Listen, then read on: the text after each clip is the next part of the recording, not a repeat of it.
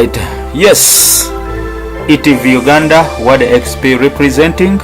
Mbagala nnyo baganda bange, mwebale kwekumira ku mukutu, mwebale kubeerawo. ETV Uganda, we are setting the pace. Buli kimu tukikwasaganya mpola mpola kubanga tukutuusaako ebinyini bye weetaaga.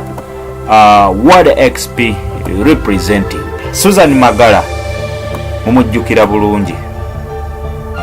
Susan Magara omuwala ono yawambibwa ng'ava okukola, abaamuwamba ne basaba famire ye ssente, oluvannyuma ne bamutta. Ebya Susan Magara tebinnaggwa. Agambibwa okuba mbu ye yaluka olukwe olwamutta.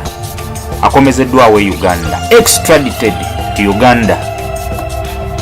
Atuwuliriza omuvubuka amanyiddwa nga Patrick Kasaija, abamu gwe bamanyi nga Patrick Agaba, akomezeddwawo okuva mu ggwanga lye South Africa.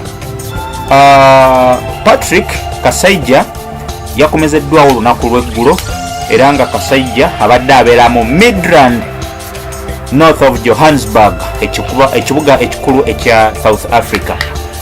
Omwaka oguwedde February nga 7, 2018, kigambibwa nti waliwo omuwala eyawambibwa abantu abatanategerekeka bwe yali ava ku mulimu gwe okukola.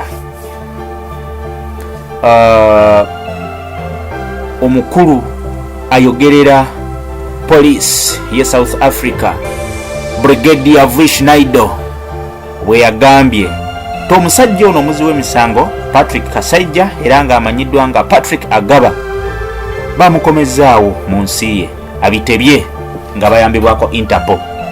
Kasaija abadde amaze ebbanga ng'abeera Johannesburg. Omukulu ono yategeezezza nti nga February nga 7, 2018 mu Uganda, omukyalo omu yawambibwa